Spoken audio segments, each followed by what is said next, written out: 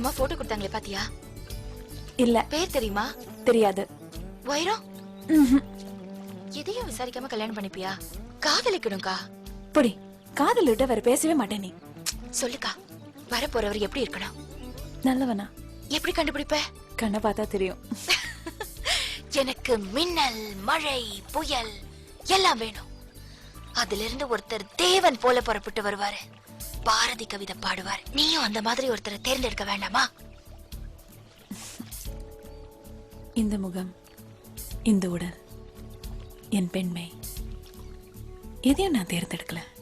சௌமியாங்கிற பேரே நான் தேர்ந்தெடுக்கல.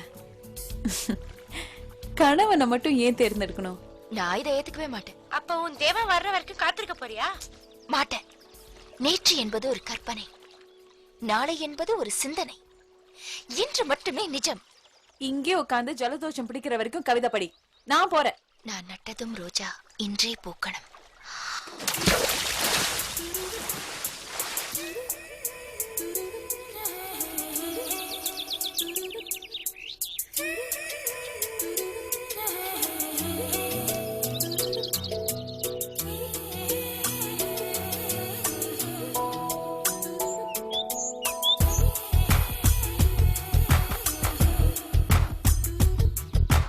கொஞ்சம் மைனக்களே, கொஞ்சம் மைனக்களே, என் குரல் கேட்டு ஒன்று கூடுங்கள்.